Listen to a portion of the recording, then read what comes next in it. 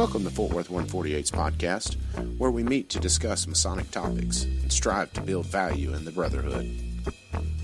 The opinions and statements of the participants do not represent any positions or stance of any Grand Lodge or Lodge and are solely the viewpoints of the participants.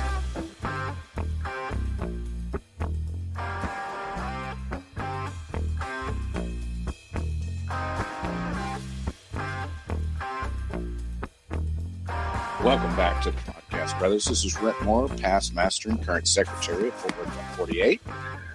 This is Billy Hamilton, current senior steward of 148. Gabriel Jagush, Master Mason with Fort Worth Lodge 148. And we have a special guest today. And my name is Roberto Sanchez. I am a past master of Gray Lodge number 329 in Houston, Texas, as well as a past master of St. Albans Lodge number 1455 in College Station, Texas, which is considered a traditional observance lodge. Sweet. Already starting out controversial. Of course. We wouldn't have it any other way. Any other way. Anybody that's ever been to that lodge that I know says I have to go. It is the epitome of a true Masonic experience. It is by far one of my favorite lodges in the entire world. Well, that's why I make the drive to College Station every time. Yeah, no doubt, because we'll have to make our pilgrimage. All of us are buying tuxes at some point this year for a black tie we're having, and we'll have to use those and come down. Yeah, see, this is our jumping off point, like new goal. We start off with black tie events, and then every once in a while we have a black tie meeting, then bam, suddenly we're at TO Lodge. Although there's a lot more to it, to traditional observance than tuxes, as Roberto will expound upon later on in the episode. You looked at Lipson lately, Gabe? Our podcast stats? I have not. Guess what we did? We Something... broke 10,000. Nice. Yep. Nice. All right. That's awesome news. Thank you, listeners. All right. So in listener/discussion questions, this question was asked of me in person. What do you think of the idea of a lodge airing meetings to homebound or traveling members via GoToMeeting, WebX, or some other similar service? The idea would be that you do the ritualistic ritualistic opening, and before turning on the cameras, and then turn on the cameras or broadcast or whatever. Everything that is just the regular business meeting is broadcast, and then everything gets turned off before the ritualistic closing. That's the way that it was explained to me. What do you guys think about that idea? It's funny to me that somebody didn't propose that as like doing it for an education thing, because if I'm not making it to stated meeting, I'm celebrating I'm not there for the business meeting. We get a little education at our stated, but it's mainly business, and what's important, I don't know why you'd want to log in, because how would you vote? They were thinking you would probably vote. Some of these services give you like a green check mark or a red X or whatever if you have to vote. Mm-hmm. I see a real slippery slope with that. Next thing you know, there's like 4 bodies in there, and you've got a screen for the senior warden's chair. Just an iPad on a stand. Yeah. The Scottish Rite received a lot of flack for doing something similar. The Southern Jurisdiction a couple of years ago. Was that when they live streamed their installation? Yeah, they started live streaming their meeting, and that was their idea. We don't do the opening or closing during that. We just live stream the actual meeting. And they do that every 2 years. They did it a couple weeks ago in D.C. I was there. A couple other guys from Texas were there when Mike Wiggins got installed as SGIG. They live streamed all the actual meeting portion, all the hidden stuff. They did it behind closed doors, obviously, but a lot of people don't like that idea for different reasons. So I'm with you. It could be a slippery slope. I could maybe see that for something special, say like the meeting at the Alamo after they open and close. You know what I mean? Some kind of sacred moment at Gonzales or something like that, but not for stated meeting. Seems like a waste of bandwidth. Okay. Just wanted to ask about that. Second question for tonight is that some white supremacist organizations have posited the idea of either infiltrating Masonry by becoming Masons and then steering it into the negative direction, or some have talked about or already have formed their own fraternal organizations. Like one of them is called Identity Europa, right? Other than guarding the West Gate, what should we do to protect ourselves from this? I mean, yeah, I guess in addition to guarding the West Gate, not other than. Bar the West? I don't know what. I mean, I don't know anything else you could do besides doing your due diligence, which doesn't happen as much as it should. Yep. I mean, we even get flack for what we do when we make candidates wait as long as we do, 6 to 8 months to even get a petition. We get flack for that, but it would keep a guy like that out for sure. Probably, I guess, but he would probably might go then to a different lodge, right? Of course. That's my whole point.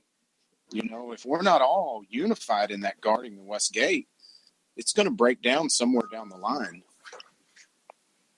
I think also key to that is, if you see something questionable that one of your brothers is posting online, definitely don't keep that to yourself. Maybe that's an issue that needs to be raised.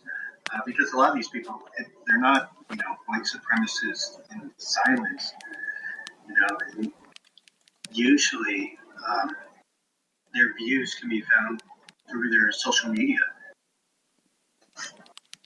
You're exactly right. Some form or fashion, because that is something we incorporate. You Google them, you look on Facebook, you search their number, and it's not like you're stalking them. It's what you're doing your due diligence. We've had some candidates come up that Facebook ended up being it's like, whoop, not ready. Right. Kind of the big red flag, huh? Oh, yeah. Okay. So, well, that was another question that I'd kind of seen floating around. To really answer your question, I don't know what we could do aside from guarding the West Gate. Maybe put out some kind of statement. There's no shelter here, but that seems silly and like maybe even provocative. Well, and that's actually kind of what I was thinking. That we should look into doing is making it very publicly known that we don't stand for that kind of behavior. So I thought that's true, because it could be as simple as putting up and everybody's seen this image, but put up a billboard with a black hand and a white hand shaking hands and a giant square and compasses on it. That's all you need. There you go. Do it esoterically, because I was thinking how you get the message out needs to be real carefully crafted. Mm-hmm. But for sure. Yeah, that had been kind of on my mind. Yeah, and unfortunately, some of us here, especially in the southern states, sometimes we do have a reputation that precedes us. When I visited a lodge in San Francisco, I was pulled aside and I was told, when they found out that I was originally a Mason from Oklahoma, they wanted to make sure that they were okay with all creeds and all ethnicities being involved in the lodge, and I had to tell them I'm perfectly okay with that. There's no problems here, but there is that impression. I guess that sometimes is attached to us, and so I think we have to be super careful with that, because in some areas, people are going to think, oh, you're from Texas, you're from Oklahoma, or wherever you happen to be. They might have that expectation. So we have to be even more diligent in making sure that we're very open about the fact that we accept everybody. True that. Diversify your lodge. That's the best way to do it. All right, so I guess we're going to want to move on to the main episode content tonight. We're doing a Fraternal Spotlight, and our guest for the Fraternal Spotlight is Brother Roberto Sanchez, and he's here to talk about his book, The True Masonic Experience, and his take on how to improve Masonry in the 21st century. So, Roberto, welcome to the podcast. We're really glad to have you on. Thank you, guys. It is a pleasure to be here. I'm looking forward to this. Yeah, and if you haven't read the book yet, what did I pay? $20 on Amazon for it? Yeah, Was it 25? I think it was 20. It should be 20 on Amazon, I believe. Yeah. I think that's right. It's like $19.99, and it's a easy read, easy to follow, and very inspirational. I think because there were some things in there. I was like, yes, that's the next step. So go out and grab you one. So Roberto, could you tell us a little bit about yourself outside of the Masonic lens? Well, I am a huge history buff, which is kind of what brought me to Masonry in the first place. I love history, always have since I can't even remember how old, but since I was a little boy, I remember always loving history and where things came from and the whole nostalgia of that. So I'm an avid historian. Played rugby for very, very, very many years. And I've always liked the fraternity aspects of life. So, I mean, all the sports that I played, everything that I did kind of tied in, which once again attracted me to Masonry. So outside of Masonry, that's the biggest thing, I guess. Mm-hmm. So when did you join and how old were you when you joined? I joined when I was 21. I petitioned shortly after my 21st birthday, not knowing that was the age. I actually had to research what the age was when I joined. The age was 21. The straw that broke the camel's back for me to actually want to join was the movie The National Trust. Yeah, that was the last push that got me into Freemasonry. Was when that movie came out, I saw it and I was like, okay. Prior to this, I'd done a lot of research about it. I had a geometry teacher in high school who was a Freemason, and every day during class, we would have regular geometry class. In the last 15 minutes of class, he took it to talk about the fraternity, and he would tie it into something that was going on in the world at the time. But he didn't tell us it was involving Freemasonry until the last month of the school year. So like that, and had been somebody that I greatly admired growing up. And I knew a lot of other people that I admired that I knew were Masons, so that kind of tied into it as well. But after I saw that movie, I'm like, okay, there's got to be more to this. So I looked in, I applied. At the time, I was dating a girl whose grandfather was a Mason, and that's why I asked.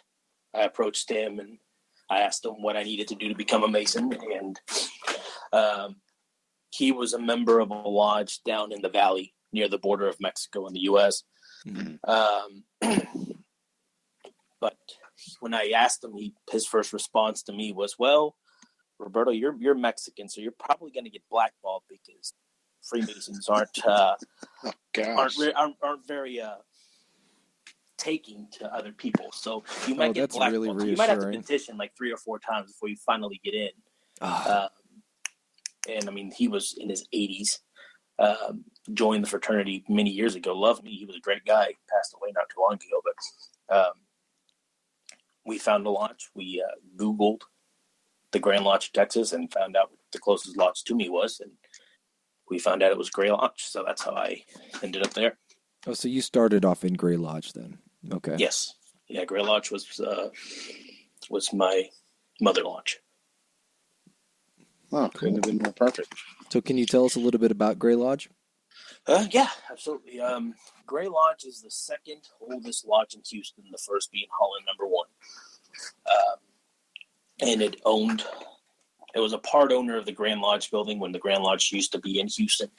They were part owners of the big Masonic temple in downtown Houston. When that burnt down and the Grand Lodge moved to Waco, Holland and Gray kind of divorced each other from the building, and Gray started another building with Temple Lodge number 4. Temple was not originally in Houston and didn't get brought back into the scheme of things until the 1900s, but that's a different story. And it became one of the largest lodges in Texas for a very long time. In 2003, Gray Lodge, eventually in the 60s, it moved to the suburbs. And in 2003, they sold the building they had there to move even further out into the suburbs. And that's around the time when I joined. I joined in 2005. So when I joined Gray Lodge, a lot of people got upset that they sold the building, so they quit coming. We were meeting at another building. We were looking for a new home, a new place to build. So the lodge was kind of in a very weird place when I joined. The activity was very low. There wasn't many Masons that were attending.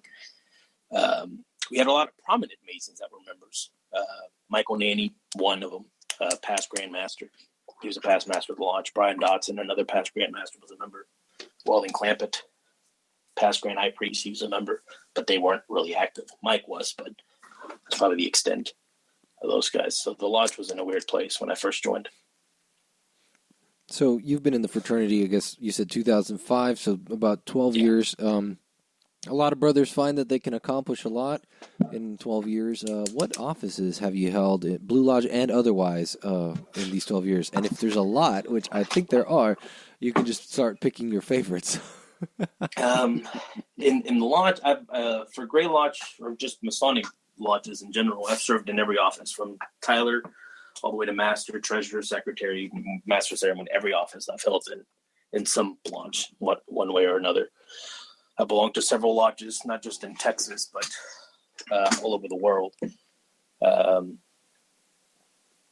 As far as the appended bodies, I belong to most of them, and I've held an office in just about every single one of them. I'm a past high priest of the chapter, past thrice illustrious master of the council.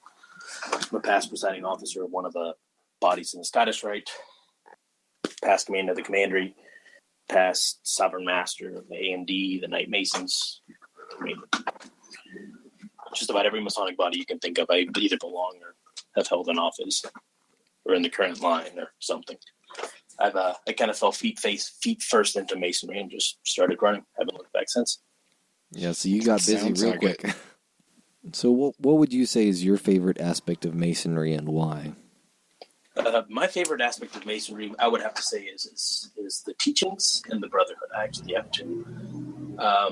I like what Masonry stands for, and I've experienced that firsthand.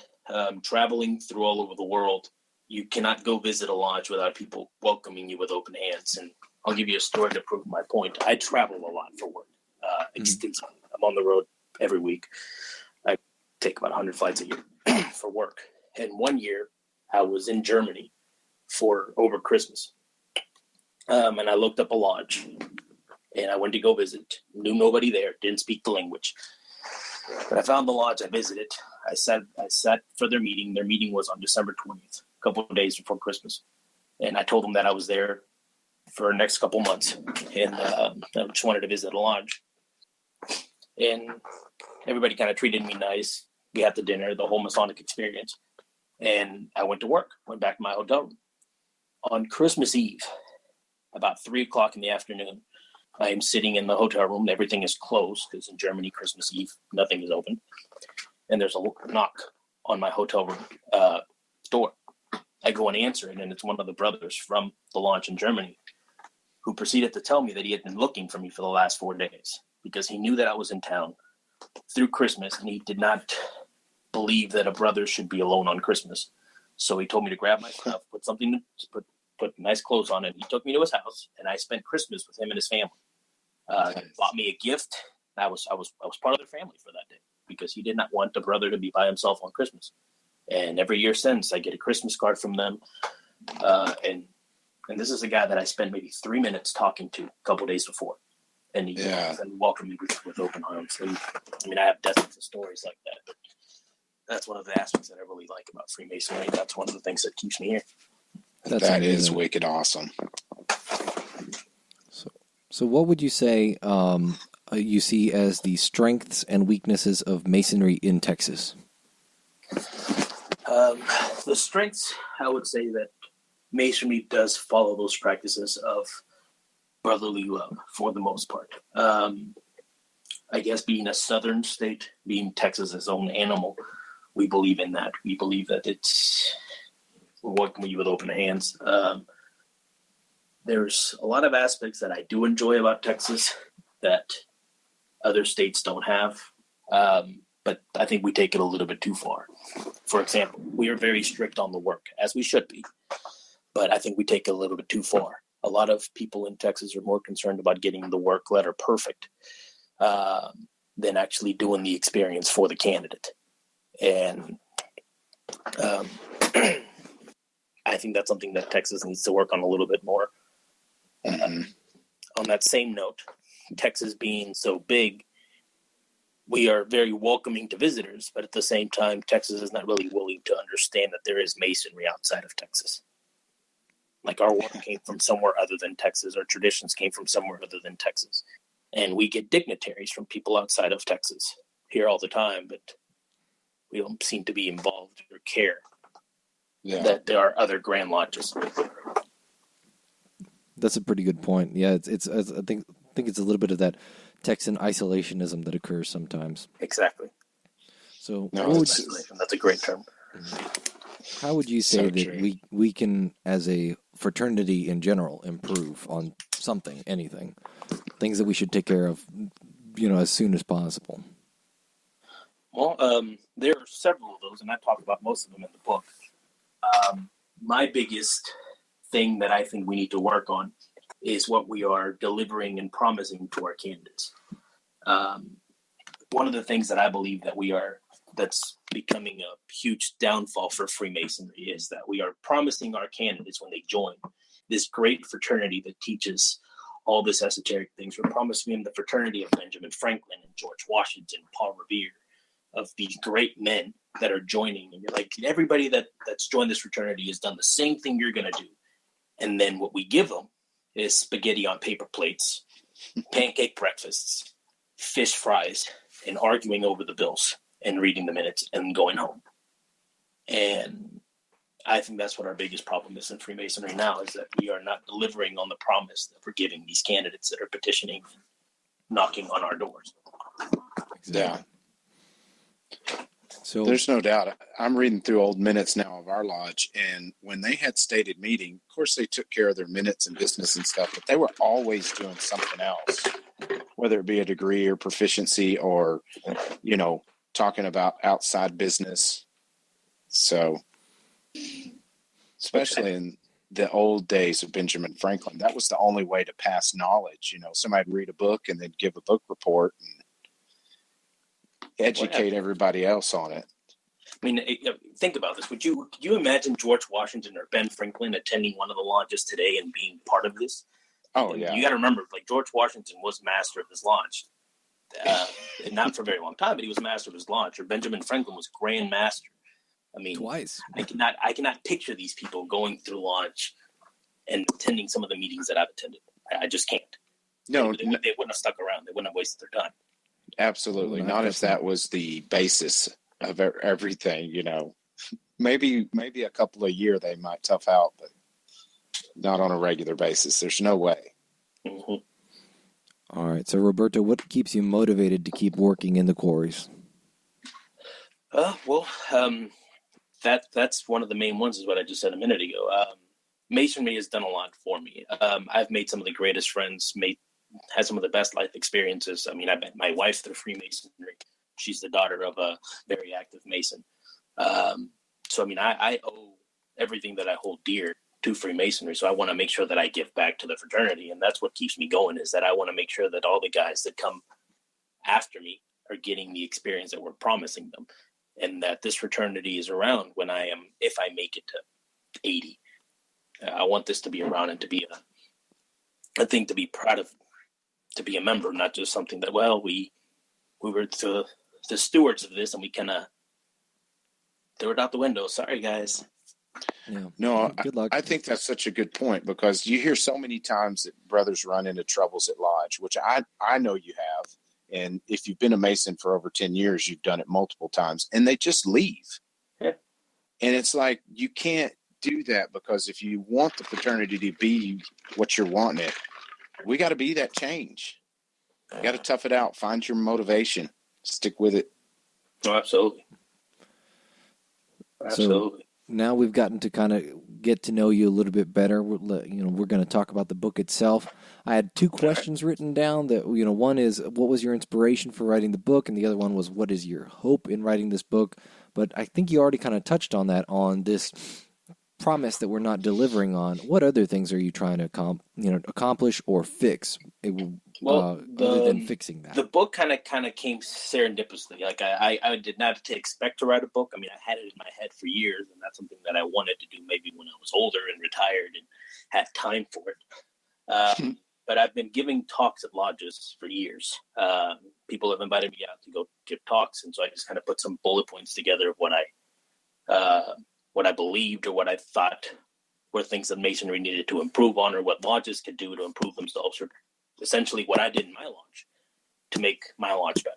As I mentioned earlier, my lodge was not in the greatest place when I joined, and fortunately for me, when I brought up ideas to the Worshipful Master, and I said, hey, maybe we should have a lecture. We invite somebody to come talk and give us a little bit of Masonic light. They said, yeah, go ahead, find somebody. And we were able to do it. A lot of that had to be with me paying for the guy to fly down, which I was willing to do. But it increased the launch. Then I did some research on different subjects, and we started implementing all these ideas in my launch, and it grew. And as I traveled to other lodges and saw what the shape that Freemasonry was in the U.S. compared to outside of the U.S., it became kind of alarming, which increased me talking and being outspoken and saying things that were on my mind. And it increased more people wanting to hear it and more people inviting me out to their lodges, and it just kind of kept increasing that way. There were two areas that I heavily focused on in my research. One of them was the table lodges, and one of them was a chamber reflection. And we can talk about that later if you want. But those were the two areas that I focused in, mainly because when you travel outside of this country, those are two big staples in other lodges, and something that people really enjoy. So I did a lot of research in both of those, and I wrote papers for Texas Lodge Research on those topics, which is how the book became to be. Is that I wrote a paper on the chamber reflection in 2013 while I was district deputy, and that paper sparked a lot of fires within the Grand Lodge. Yeah, and that paper has been published in the latest transactions of the Texas Lodge of Research for anybody who is a member and interested. Correct. So that paper was written in 2013. I presented it in 2013. And at the time, I was obviously district deputy. I was junior past master in my lodge, and we had implemented a chamber reflection in my lodge. And like I said, it caused some sparks. We were told to take it down. We did. Kind of died off for a while, and the paper was published. And a guy from another state called me and asked me if I would be willing to fly to his state and give the presentation on that paper to his launch. And I said I would, so he did. He flew me out. I gave a presentation at his launch on that. And when the talk was over, somebody asked me during the questions and answers section of my program if I had this in a written form or published, that he could get a copy of it. And I told him what you just mentioned about what's in the latest transactions of Texas Lodge of Research. Join and you can get a copy. And the guy that invited me got up and interrupted and said, well, Roberto has a book coming out June 24th, 2017. And that paper will be in that book. So just get a copy then. And I kind of had this ghost face. I didn't know what he was talking about. And after it was over, I went up to him and I asked him, what the hell are you talking about? I don't have a book coming out. I'm not working on a book. What are you talking about? Now you do. And then that's he's like, yep, you do. You have one. I want it on my desk. By June 1st, we'll have it edited and we'll have it published and printed and available June 24th. Oh, wow. So he made that decision for you then, huh? Yeah. So that's how the book came out. And my question was putting a book together takes a lot of time. He goes, I've read all your stuff. I've seen what you write. You can have this done. I trust you. And that's how the book came to be. Sometimes it helps to have a brother that pushes your buttons for you. Yeah, basically. It's what we're there for, right?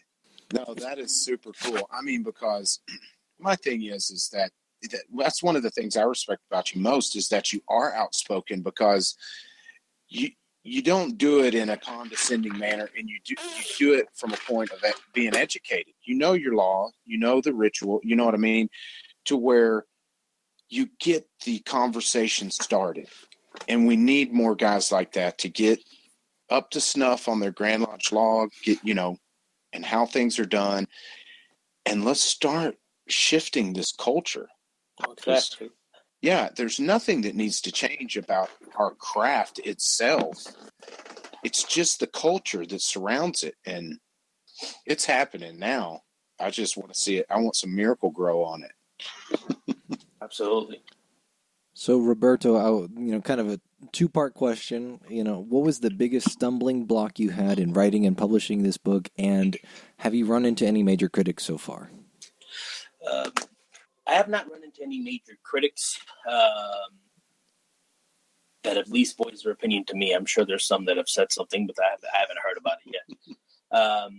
The biggest block was just to make sure that all of the I's were dotted and T's were crossed. And what I mean by that is making sure that we were not one of the biggest, I guess, stumbling blocks became making sure that everything that was in this book did not violate any copyrights, because as you mentioned before, both the table launch paper that I wrote for TLR and the chamber reflection paper that I wrote for TLR I added upon them and then submitted them to the book, and they're chapters in the book. But we looked into it, and TLR, the way that works is that you retain copyrights of your paper, so it belongs to you, not to TLR. They're talking about changing that now, but at the time that these were presented, published, and done, I retain all copyright. So that was probably the biggest hurdle, was making sure that we didn't violate any of that and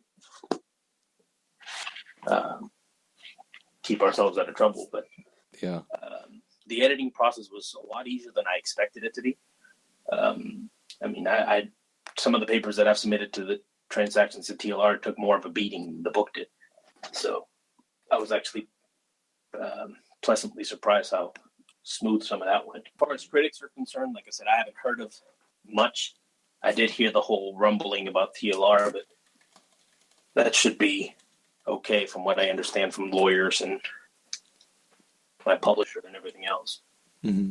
I haven't heard any negative comments yet. I actually gave a talk at a launch, and one of the points that I talk about in the book that I talk when I give my talks is about how you dress when you go to launch.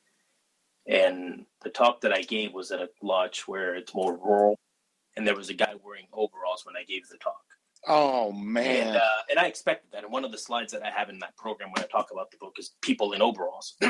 And oh boy! And he walked out. He walked out of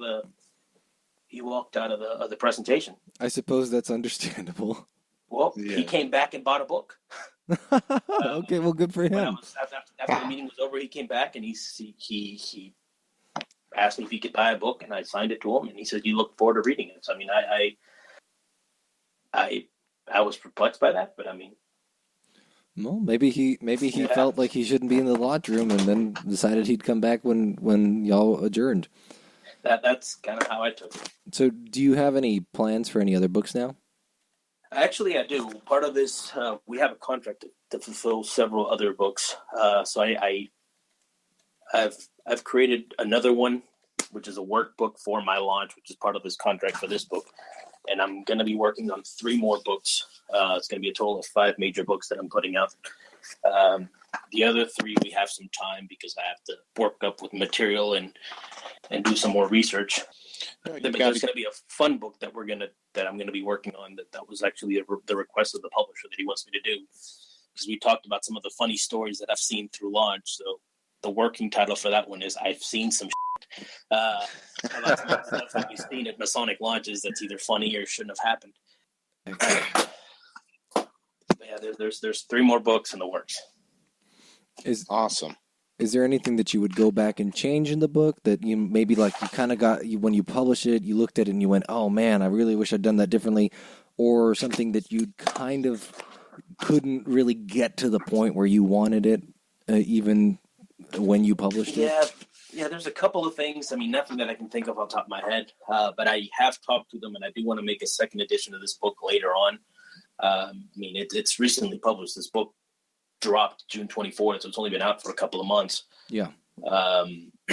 So I'm still, but yeah, there's a couple of things that I wanted to expand more. I wish I would have had more time to put it together, because I only had a matter of months to put this book, not even that, to put this book together. So yeah, there's definitely things that I want to expand upon or do a little bit more tidying up or research. But yeah, there is talks about doing a second edition of this book, but just not sure when. Okay, cool. Well, I'm glad to hear that. So, now we've talked a little bit about the book itself, and now I kind of want to steer us into the direction of talking about the ideas in the book. And one of the things that kind of struck us all really right off the bat was this idea of satisfying existing customers before acquiring new ones. I've taken courses in customer satisfaction and, Six Sigma and stuff like that, and that seemed like a really familiar concept. Can you expound on this idea of making existing customers happy first? I'm a consultant that's what I do for a living. I'm a consultant in the transportation industry. And one of the biggest things that we do in our company is that we've got to make sure that we keep the clients we have happy, because they're spending thousands and thousands and thousands of dollars for me to just tell them what I think. So we got to make sure we keep them happy. The same applies to Freemasonry. So what I believe is that we have a lot of lodges that are more concerned about getting new members through the door and just getting them in here, and we'll figure out what we're going to do with them later, and not really applying that. So the guys would join, and then they go suspended non-payment of dues or just quit showing up or not become active, and we lose them just because we didn't fulfill their expectations. We didn't meet their expectations, and they thought the organization was a joke. And that's an example. I talk about it in our book, or in the book, about how there's several Grand Lodges that have watered down the system as ways to try to get people in. Not to call out the Grand Lodge, but there's a Grand Lodge that recently created an incentive program for new members. So for every petition you submit for a new member, you get X amount of points, and then you can trade in those points for consumer goods, such as a new pair of golf gloves or a new iWatch or what have you. And I've seen that. It's crazy. And just like what's the concern about getting all these guys in, but then they're not working on what's going on at the lodge itself. And they join, they become members, and then what? Like, you have nothing for them, so they leave. So it's like you need to make sure that the guys that you've already got in, keep them interested. Well, that's such a brutally disappointing question to hear from somebody who's just gone through the degrees. Well, now what? Exactly. Right. And because it how many means that times we have you haven't heard a laid new out. guy joining the lodge, and he becomes everybody pays a lot of attention to him when he's becoming an EA fellow, learning his work. He turns in his work to become a master, gets his degree, and then people kind of forget about him. Yeah, which is brutal. No, and I think if you're going to cure bringing in new members, you got to deal with retention first. Absolutely. Right, quality over quantity. Yeah, the people that you want in here are the guys that are supposed to be outstanding members of society. We're supposed to be an organization that takes a good man and makes them better, not just takes anybody off the street and makes them decent. Like, that's not what we call ourselves. Yeah. So can you tell our listeners about the lodge quality quadrant concept that you laid out in your book? Absolutely. The quadrant is something that I kind of developed on a study that I did, seeing who was active in the lodge and why they were active. Because it's kind of hard to nail down why people join. Everybody joins for a different reason, but that's not but it's never the reason why they stick around. I've never found anybody to be like, well, I joined because my grandfather was, so that's why I stuck around. Because, no, that's not the case. So the study developed around why people were still active in their lodge and where it came from. And I call it the quadrant. And the quadrant obviously divided into 4 sections. The first section, ritual. Second section is I call light, or philosophy, history. Then you have the philanthropy quadrant and fraternity. And those are the 4 aspects that I have seen that keeps people involved in the lodge. And I'll break them down. Ritual, that's the Mason that likes and enjoys the rituals of the craft. They might enjoy watching the degrees or conferring them, doing a different part in the degrees. They might like studying the degrees, or they seeing where they came from, like enjoying joining different Masonic bodies and receiving more light, or just collecting degrees, saying that they're members of this. And the example that I give for somebody like this would be somebody like Albert Pike, past Sovereign Grand Commander of the Scottish Rite. He enjoyed studying the degrees and seeing one of them. So that would be the first quadrant. The second one I call the light quadrant, or the philosophic or historic Mason. And that's someone who enjoys history or philosophy of the craft. This can include somebody that likes history or finding out what came about this, how Masonry influenced a different episode of history, or studying where Freemasonry came from as a whole, or just studying the history, philosophy, the alchemy, the psychology, or spirituality of the craft itself. A student of Masonry. So most Masonic scholars like Brett Morris or Rex Hutchins or Arturo de Hoyos would fall into this. They like studying Masonry. The philanthropy quadrant, that's people that join and stay active because they want to help. A big example for this one would be we had a huge hurricane flood that just hit Houston, Hurricane Harvey, and there were so many Masons that just went out on boats and helped out. And to this day, 2 weeks later, they're still doing demolition on houses and helping people and devoting a lot of their time to this. So that's somebody would fall into this category. And last, you have the fraternity kind of quadrant. And that's the fraternal Mason. That's somebody who enjoys the fraternal aspect of the craft. So that he likes going to lodge to be with friends, to enjoys going to table lodges or family picnics or Masonic functions of any kind. They like attending Grand Lodge or Grand Chapter or what have you, just because they like being part of the fraternity. They like the social aspect of the craft. And if you look at any lodge that's active, any Mason that's active, he falls into at least one of those four quadrants. Yeah, and I thought that was such a cool way to visualize that. It's that mental diversity that you really need to inculcate in your lodge. So it's a very useful tool. Well, and similarly to the Masons that fall someplace on that quadrant, I guess the lodges themselves would also fit into a place on that quadrant. Yeah, I guess because you'll have lodges that kind of orientate themselves towards, different styles and stuff like that. Like, I think our lodge would be very well characterized as being more of a ritualistic lodge, for better or worse. So, Roberto, you said in your book that the two most important groups in lodge dynamics are new members and past masters. And can you tell us more about why you believe that to be the case? Absolutely. Past masters are the history of the lodge. They're the keepers of the keys, is what I like to call them. They're the guys that will keep the traditions going. They're the guys that will teach the new members. They're the guys that will guide the lodge, the master. They're the guys that are going to sit in the sideline for most of the meeting and criticize what's going on or just keep it going. So they're an important group for that reason. They're the keepers of the lodge, for good or bad. If you have a bunch of past masters that are instilling good behaviors and good traditions, the lodge will continue to do them. But on that same note, if you have a bunch of past masters that do nothing but drive people away, they're going to be the detriment of the lodge. So for that reason, past masters or past presiding officers in general are essential. And then you have the new members, because that's your lifeline. That's the blood of the lodge.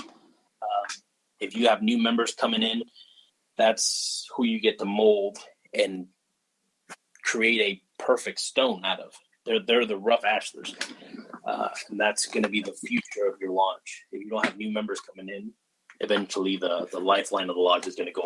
The lodge will be forced to turn in their charter.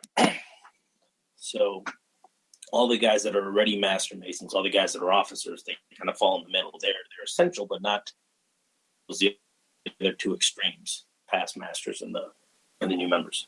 So another thing that you said was that everything in and about a degree should be for a candidate. In what ways does this improve the experience for the candidate and improve the lodge in general? Well, I'll give you an example, and it kind of falls into something I was going to mention earlier with the different lodges. I visited a lodge once who a good friend of mine was a past master. and he was also a member of my lodge. And he had mentored a new Master Mason that was going through that lodge. He had taught him his work. And the day of his master's degree, they were doing a graded degree for his master's degree. And without going into any of the secret stuff that we do in the lodge, in the second section of the degree, the member of the committee on work told the Tyler he was not allowed in the lodge room because he's the Tyler. So the sword and the jewel needed to stay outside. Well, nobody thought that the Tyler was doing one of the essential parts in the second section, the part in the south. So whenever they were walking the candidate around, they got to that part and there was nobody there because the Tyler was outside the room because the committee on work told him he was not allowed in. And if he came in, they were going to lose points. Oh, wow. Now, I got up to do the part because I'm an A certificate holder and I know the part. And 3 past masters jumped and grabbed me and sat me down and said, "You are not a member of this lodge.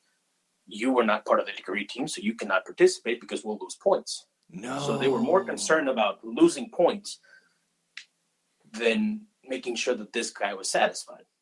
Well, so they just kind of skipped that part of the degree and continued on with the degree. And then they did the lecture. And in the lecture, they explained that something happens in the South, West, and the East. Well, the South was skipped. So after it was over, the guy went up to my friend and said, "Yeah, they skipped a part, didn't they?"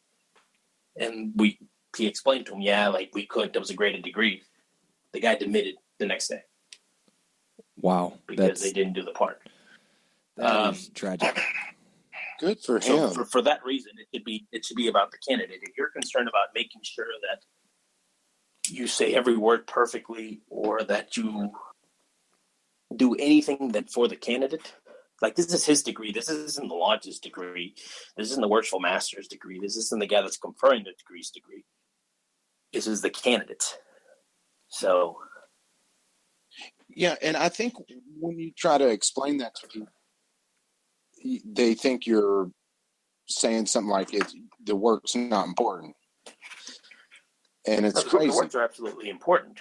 But you need to be more concerned about making sure the candidate gets the experience you're promising them. Like he's the one paying for this degree. He's the one that this is his night. So when you're doing 4 master's degrees on one night, like you're cheating 3 guys out of their experience. Yeah. Because it should be for them. And when you're more worried about, well, I skipped the "the." Oh my God, I can't believe I left that "the" out of that sentence. I ruined the degree. I'm sorry. Well, you just ruined it more by explaining all that. Yeah, keep going. He doesn't know you left piling on to it. Hello. Yeah. So I get what you're saying there because it very much, if Masonry is a business, then the Masonries are a product and the degrees are part of that product, and we don't want to ruin that for anybody. So it's a pretty valuable observation. When you said there's one of the chapters in your book, you say Freemasonry is incapable of being improved. However, lodges themselves are not. And can you expound a little bit more on that? Sure. What I mean in that section of the book is that everything in Masonry is there for a reason. So whenever Masonry was being crafted and constructed into what it is today, that was put there for a reason. So there's a lot of lodges that have gotten away from that blueprint and have started adding things which they believe it's the way that it's always been done, but those were innovations that they created. So that's kind of what I mean by saying lodges themselves are not incapable of improvement. So as an example, Masonry has always been an institution, as far as the fraternity is concerned, of gentlemen. And if you have a lodge that's composed of everybody just showing up in shorts or overalls, that's something new. You can't go to a lodge in England like that. You can't go to a lodge in Scotland like that. You can't go to a lodge in Mexico like that. So why is it okay for us? So that's what I mean when I say the lodges is capable of improving, is that you can fix the experience. You can't fix Masonry. Masonry was constructed to be in this form. That shouldn't change. That's one of our charges, that you cannot create new innovations in Freemason. Right. So no changing what's already been set down. Yeah. And of course, depending on where you go, you're going to see different numbers of charges and everything like that. But that's one of the ones that I think is common to most, if not all, of the different ancient charges that people list. So the next question that I had then was, could you elaborate on where and how we're falling through on the promises that we make to our candidates? I know you've already kind of talked about it with, we tell them we are the fraternity of George Washington, who was clandestine, by the way, and Benjamin Franklin, and then we serve them, these pitiful meals, and we argue about bills, and we read minutes that take far too long, and it's a very, so some lodges have amazing experiences, and a lot of them don't. And so can you talk more about how we're falling through and how? Sure. That's kind of the thesis statement, I guess you could say, of this book. And there's several ways that we're failing them, in my opinion. And I kind of list those out in some of the principles that have been brought up by other people. But going back to, for example, I know we'll probably hit on this later, but I'll go ahead and jump ahead. There's several principles that different people talk about. Andrew Hammer talks about some in his book.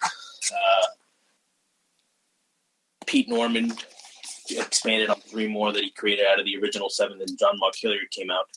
And in my opinion, when you could collect those 10 between Pete and John Mark Hilliard, that's the essential of the epitome of what Freemasonry should be. And if you don't have all of those, if you're missing one, you're missing a leg off of that table. So if you're missing one of those 10 points, you are failing on delivering the promise supposed to be given to the candidates. I don't know any other way to explain it other than that. No, that's a pretty good explanation for it. So one of the big things that we've been talking about is traditional observance and traditional Masonry, and a couple of other ideas, things that lodges like your lodge practice, some things like lodges in Jewel P. Lightfoot in Dallas. They don't call themselves TO, but they have a lot of TO practices. I know it's very popular in Colorado right now, that kind of thing. And one of the big names in this is John Hilliard, who you mention in your book. Can you tell our listeners more about the 7 principles of traditional Masonry as laid out by Brother John Hilliard, and can you also expound on the 3 additional principles of traditional Masonry that Brother Pete Norman wrote? Absolutely. Before I do that, I want to clarify a little point that we were talking about the traditional observance lodges, because it kind of ties into this. The traditional observance movement is something that's relatively new. The first quote-unquote TO lodge in the world was St. Albans Lodge number 4055 here in Texas, College Station, Texas. But we've never called ourselves a TO lodge. We consider ourselves a best practices lodge. So when that lodge was chartered in 1992, it was chartered by Pete Norman.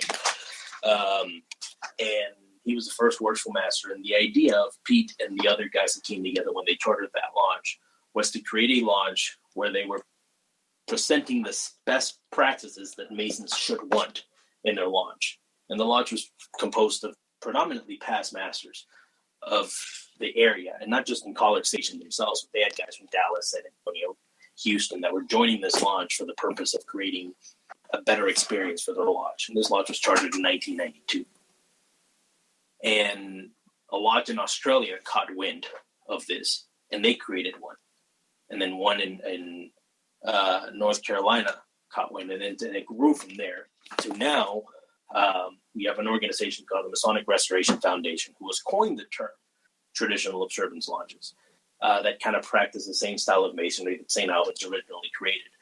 And there's been other lodges that have been transformed into that, and some without even trying. For example, John Mark Hilliard's lodge, which brings us back to the original question, Independent Roll Arts number 2 in New York.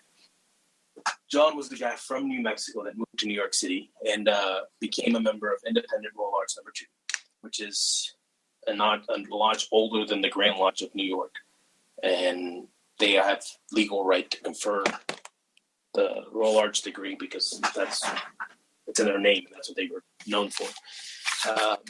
But John created these 7 principles of what he considered traditional Freemasonry, what he believed Masons should follow in order to consider themselves a traditional lodge. And the first point of that is ritualistic aspects, which meaning that all the ritual that you do should be rendered from memory and delivered correctly. Now, that's not to say that it needs to be letter perfect all the time, every time. You should strive for that. But your idea should be that you're presenting this from memory to the best of your ability. And everybody that presents the ritual should do that to the best of their ability, obviously. The second point is education. And that principle demands that there's a regular program given at every meeting of the lodge. It is my opinion that you shouldn't attend a Masonic meeting without learning or teaching something to somebody. If you are not having some sort of education at your meetings, you are not delivering on that promise. The third point is the table lodge. Table lodge is a touchy subject for a lot of people, but essentially, the table lodge was one of the original purposes of the Grand Lodge of England being created in 1717. And this tradition is indispensable because nothing can replace an experience of Freemasons sitting down together to have a meal and to enjoy each other's company. And a table lodge is a more traditional experience. It is more orchestrated, and it's a nicer meal. It's not spaghetti on paper plates. It is a prime rib on an actual china or some sort of plate. And there's ritualistic fashion that goes along with it, but table lodge is point number 3. Point number 4 is charitable outreach. We as Masons claim that to be one of our principal tenets. We should be charitable. But what charitable outreach means is that you as a lodge are not using your lodge treasury to fund some sort of project. It should be the members themselves. So what most lodges that officially follow this practice is that they don't go, well, we need to donate some money for Hurricane Irma down in Florida, so we'll just make a motion at the next stated meeting that will donate $1,000 from the lodge treasury. No, because you're using general funds of the lodge that you might have not contributed much to that to give to somebody else. Charitable outreach is you digging in your pocket, putting the money in a hat, and distributing that at the end of the meeting, something that you literally have to pay for yourself. Point number 5 is elegance of dress. You have to dress for the occasion. This should preferably be some sort of either a black suit and tie, tuxedo, not necessarily all the time, but at all regular meetings be dressed for the part, whether it be a degree conferral, a stated meeting, whatever. A Freemason should dress for the meeting and exhibit the same respect for his lodge and his fellow members as he would as he's exhibiting when he's attending a friend's wedding or a child's christening or a graduation or something. Like, it needs to be something that you're proud of. And at the same time, you are showing true respect for the institution by dressing with it. That's point number. So before you go to the next point, I want to play devil's advocate because this is the rebuttal I hear all the time, but it's the internal, not the external. It is the internal, not the external, that qualifies you to become a man. That means that I will not judge you for what you do for a living. You can be the janitor at the White House, but the president, the prime example, Harry Truman did this. When Harry Truman was president of the United States, the worshipful master of one of the lodges in D.C. was the janitor. And Harry Truman attended the lodge, and he treated the worshipful master with more respect because he was the worshipful master of a lodge. He was the guy that cleaned his toilets at the end of the day. Yeah. That was the worshipful master. So it's the qualification that recommends you to be a Mason. What you do for a living will not bar you from entering this fraternity. You got it. What allows you to be part of it. But and I'm so glad you hit on that. Wore a suit to the lodge because you're showing respect to the institution. It's the internal what recommends you, not what allows you to come in the door. Yeah, and something I've kind of narrowed it down is that we don't say it's the internal, not how you dress, because how you dress is a totally different subject. Those are the actions you carry out in your everyday life. And whether you like it or not, in the game of society, how you present yourself with your dress makes a difference. It makes an impression. Absolutely.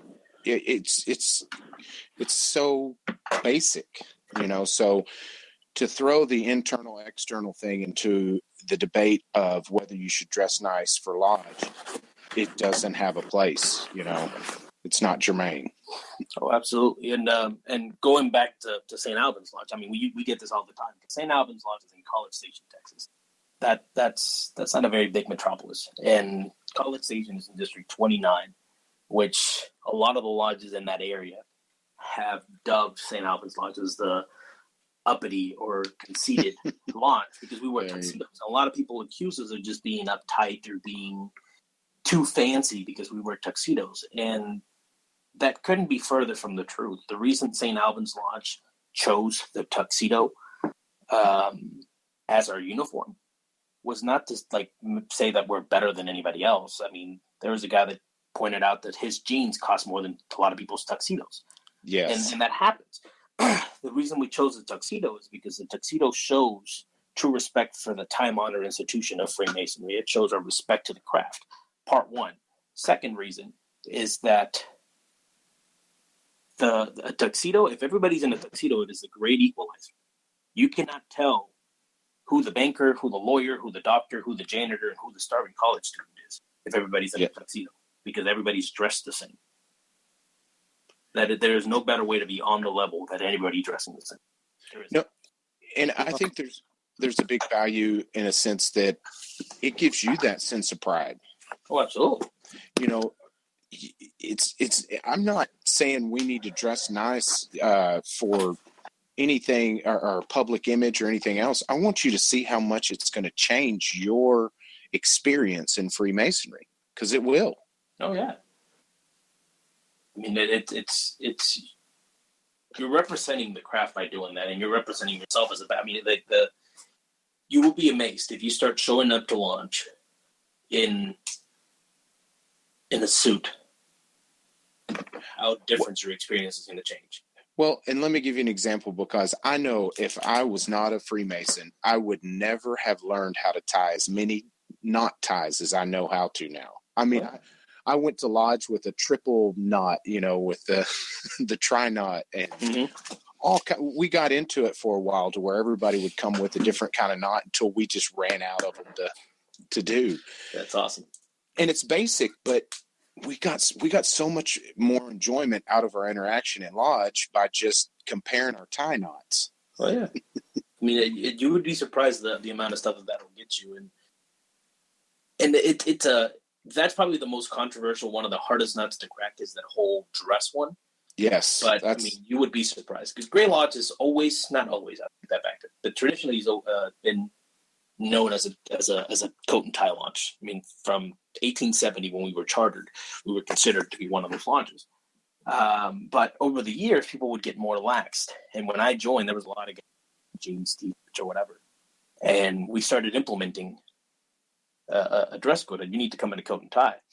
Mm-hmm. And the comment that I got from this one guy, and I'm not going to say his name because I don't know if he wants me to put his business out there like that, but he worked as a postman all of his life, and then he retired and he worked retail at Lowe's. He was one of the guys who wore the Red Vest and helped people at Lowe's. Never owned a suit in his entire life. And he bought one because he showed up to launch after we implemented this in jeans, and he felt embarrassed. So he went out and bought a suit begrudgingly. And then afterwards, he came up to me and he goes, "This is the best investment I've ever made in my life. Like, I feel better about me as a person being part of this group." And when I bought the suit, I was telling myself, well, at least I have something to be buried in now. And that's what his original reasoning for buying it to the lodge was. But now he looks forward to coming to lodge and wearing a suit. And this is the only time he's ever worn one, but he looks forward to this now. And I feel, personally, that the suit helps put me into the proper mindset. And in a way, it almost becomes like a ritual before you go to lodge, right? That's kind of the transformation of putting the suit on, putting the tie on, is you're getting yourself mentally in that space that you need to be when you show up at the lodge. Absolutely. I think not to beat this dead horse too much, but I think you brought up one of the second biggest arguments, and that's everybody feeling comfortable. Because when that brother showed up and everybody was in a suit, he felt ashamed. We get that bleeding heart, like, oh, poor brother. But what did he do? He assimilated, and he was a better man for it in the end. So this isn't all cupcakes and candy canes at Lodge. You're going to have those moments, and we have to impress upon our brothers to become better men. So the whole point we're there. That's one of the promises that we're saying we're doing. We're taking a good man, making him better. You got it. So I guess we're ready for point 6. Are we at? Sorry, we point went 6. It's all right. Point 6 is selective, being exclusive, and what that means is that you're picking the right people for your lodge. And what is intended by that is that every lodge is different, and what works in one lodge might not work in another. And that's not saying to be discriminatory against a specific person, but first off and foremost, we need to guard our Westgate. We talked about that earlier, making sure we only get the people that should be Masons in the first place. Mm-hmm. But once we become Freemasons, we need to be selective about who we let in, meaning that if somebody wants to affiliate with your lodge, you don't just hand raise and everybody just lets him in just because he's a master Mason, so he should be put in. Like that candidate needs to be, that master Mason that's affiliated needs to be screened by a committee of some sort and seeing if he's going to mesh well with the lodge. You need to be selective of who you let in, whether it be a new master Mason or one that's affiliated. Now we have a standing policy of having even affiliate members being investigated. Because, no names or anything like that, but in the past we've had some affiliated members that have caused issues. And if we'd looked into them more, we wouldn't have those problems. But and you'd be surprised how often that happens. It happens everywhere. And one bad apple can ruin the bunch. No, and there's always exceptions. Like we had Ken Curry, which I'm sure you've met. Okay. Yeah, he affiliated with our lodge. So we didn't really think we had to investigate him, but we know him well. He's there at the temple. He's visited. So he was already well vetted. But if you don't know the guy, they can end up being more trouble because if they don't have a real solid reason to join your lodge, they may be being run off from theirs with those bad habits. So, and for anybody who doesn't know who Brother Ken Curry is the director of the Fort Worth Scottish Rite Valley. He is highly active in his blue lodges, and he's all over the state nowadays, and he's generally seen as a very respectable guy. So, kind of shedding some context on that. We all kind of knew who he was because he was at the temple, still is at the temple all the time. So, guys like that maybe don't need an investigation committee, but for now, we said everybody gets that committee. So and it doesn't necessarily need a committee, but the point is that every affiliation, every ballot for a new candidate needs to be done by a secret ballot. Period. So, for example, Ken Curry, everybody knew who Ken was in the Fort Worth area. So necessarily you might not need a screening committee for him, but that still needs to be something that people don't need to be intimidated to vote by voting by a show of hands because they don't want to be the one guy raising their hand against it for whatever reason. They have to voice their concerns privately between him, his God, and the ballot box. That is a good point because that ballot box is sacred. And although I may not have a beef with somebody joining, it may disrupt enough brothers' peace and harmony that guy doesn't need to be there. Correct. So you're right. That's something we need to change at our lodge. Every ballot on any member joining should be done by ballot box. That's a great point. Yeah, and that's one of the big things that becomes point number 6. You need to be selective no matter what. You need to give every member an opportunity to voice their concerns privately. Absolutely. It's a great point. All right. Point number 7, which is the last point that Master John Mark Hilliard came with his points, was a commitment. And what that means is that you have to have guys that demand that they give a real sacrifice. sacrifice of their time, of their talent, of their means to the launch. It takes more than just paying dues to be able to deliver on some of this. So you need to have some sort of commitment. Even though you have some of those members that you do need in the sidelines, those are also important. You need to have a commitment from your members. And that's where John Hilliard's points end. Now, Pete Norman came up with an additional 3 points that some of them you can argue that are touched on some of the other ones, or to be greater expounded on by others. But the remaining 3 points are to make sure that things kind of fall into place as the launch goes. So Pete's first point, which is point number 8 in this great 10 points, is decorum during the meetings. And that means that you're observing special decorum during all the stated meetings or all regular meetings of the launch, whether it be by streamlining the business. So the business of the launch does not need to be nitpicked and created by a committee of the whole at every stated meeting. You should be able to have committees that have already looked into the issue and have looked at what kind of wattage you need in the light bulbs in the kitchen, instead of having a 30-minute discussion in the meeting about it. It's having the minutes voted on and approved by the worshipful master at the meeting, but not having to read the whole thing. The Grand Launch at Law of Texas, for example, says that every stated meeting you have to approve the minutes from the previous month, meaning that they need to make sure that they are corrected. It doesn't say that you have to read them. They just need to be approved. Now, that doesn't mean that you just wave your wand or somebody just makes a motion and we approve the minutes that way. No. It means that you can have them distributed through the members, not to leave the launch room, but distributed so they can look them over and approve them before the meeting, and have people give their corrections to the secretary. That way, when you vote on them, it's done a little bit more speedy. What I saw a launch do in Kentucky is that they have the minutes for the last stated meeting on a bulletin board in glass, so nobody can take them, right outside the launch. So you read them before going in, and once you go in, everybody look at the minutes outside. Okay, because we're going to approve them. If there's any corrections, here's your time. So, I mean, there's different ways to do it.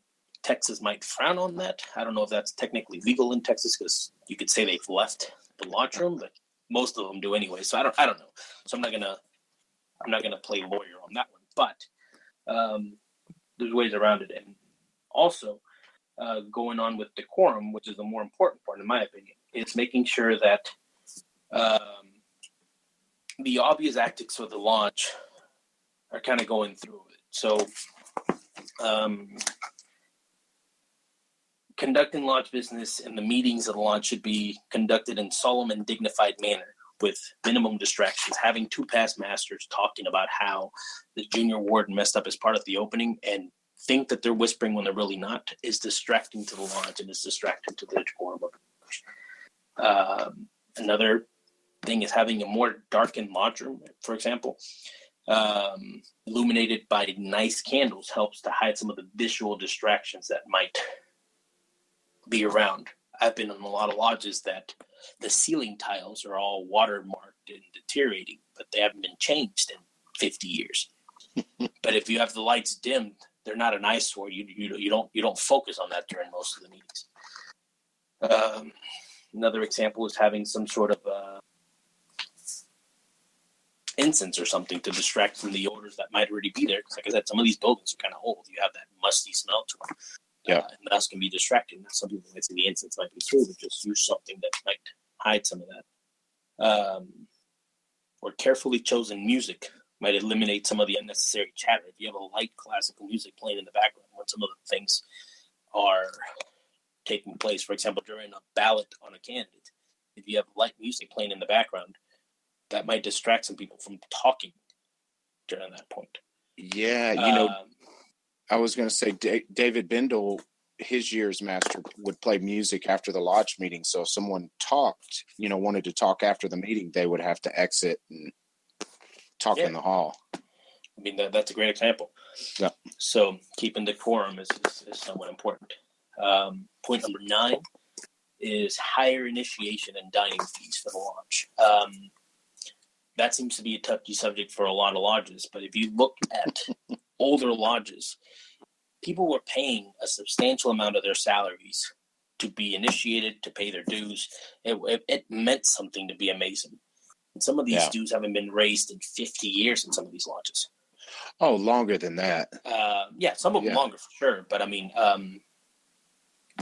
when people are bickering and saying, well, my dues are $100 a year, I cannot believe I'm spending that. Well, like you're spending less than $10 a month to be a Mason. Like, does it really mean that much to you? I mean, I think your lodge is one of the lodges that charges $365. Am I correct there? That's right. Yeah, we just raised $1 a day. It's $1 a day. That's a great way to look at it. Masonry should be worth at least a can of Coke a day. Exactly. Like, I mean, if you're not willing to pay $1 a day to be a Freemason, then you're cheating your lodge out of money. And a lot of lodges are deteriorating because of lack. What do people pay for cable, right? Oh, exactly. What do people pay for all sorts of other things, So I know that I pay more for my cell phone than I do for my lodge. Yeah, and some of those things people might say, well, like, that's more of a necessity than lodge. I don't need to be a Mason. Okay, I'll find your argument. But this organization should mean something to you where you're willing to give $1 a day. I mean, it should mean to you at least that much. Some lodges, they keep the dues low, but if you're going to raise your lodge, are you also going to raise the experience that you're going to give the members? Yeah, that I mean, you can say that might shy some people away. And there's circumstances that you can do that as a committee or on an individual basis. Like, money shouldn't deteriorate all people from doing that. But for example, in my lodge, we have a guy that's legitimately a refugee. He came here as a refugee from another country. I'm going to say, keep it away. But he paid his initiation fees. He pays all that stuff, but he does the paying the dues that we charge a little out of his price range. He doesn't make very much money. So we work with him, and we have the worshipful master has authority from the lodge to remit dues when so available. And what we do with this guy is that he pays us his per capita. So he pays what the Grand Lodge charges us for him to be a Mason, and we put him to work. So he does other things for the lodge in exchange for his dues, but he pays his per capita, and that's all he has to pay because he cannot afford any more. But he is a great Mason. So you can there are exceptions to the rule, but those exceptions can be dealt with on an individual basis, not just keep it low because, well, what if we get a guy that can't afford it? Well, we'll work on that when we get there. That's a great point. And that's something that we talked about in our lodge was that, we are raising the dues. And for existing members that can't afford what we raise to the dues, we said, hey, come talk to the worshipful master. Come talk to the secretary. Like that, in private. And something can be arranged, No, I've talked to numerous older brothers, and we've worked it out. Funny enough, only one guy left, and he was younger than I am, in his mid-30s. It was too much. Which I have a story about that later for not on the podcast. Anyway, so, wow, that was a huge, awesome chunk of information there. These ideas that we're talking about, the 7 principles and the 3 additional principles, how well do you think these ideas that you laid out in the book, or I guess not how well, but in what ways do these ideas line up with Brother Andrew Hammer's 8 Steps to Excellence and the other aims of the Masonic Restoration Foundation? Because they're pretty similar. If you actually lay them side by side, they're very similar, almost identical to a point. Some of them are called something a little bit different, but the idea is still there. Now, I spoke to Andrew Hammer about that extensively. When I was Master of St. Albans Lodge, Andrew was our annual lecturer, and he gave a great presentation on his book and some of the things that he believes. And we had that discussion back then. This was in 2014 or 13? 14, February 14. And we had a long discussion about some of those things, how they kind of pair up, and they're pretty similar.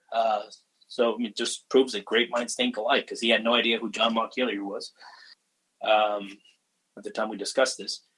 But it just goes to show how Masonry has a need, and you have to follow certain principles to make it work. So, kind of getting to the big, I guess what I look at as the big subject here is the chamber of reflection. You talk a lot about the chamber of reflection in your book, and we just talked about it a bit now. It was the subject of your research paper. Can you tell our listeners more about the chamber of reflection, what it is, what might be in a chamber of reflection, and why you think it's important to the fraternity? Absolutely. And I'll start off by telling you a story which will kind of tie it in together. I played rugby, as I mentioned before, and there was a friend of mine who was on my rugby team who wanted to become a Freemason because his dad was a Freemason in Michigan. So he petitioned our lodge, and his dad flew down from Michigan to be there, and he was told when he petitioned by certain other Masons, not from our lodge, but other Masons, that he needed to be ready to ride the goat and needed to be careful and beware of the goat. And he got told that repeatedly. So he passed examination, passed everything else. And the day of his initiation, this guy shows up to the lodge with a bag of carrots. And those carrots were to make sure that the goat did not bite him.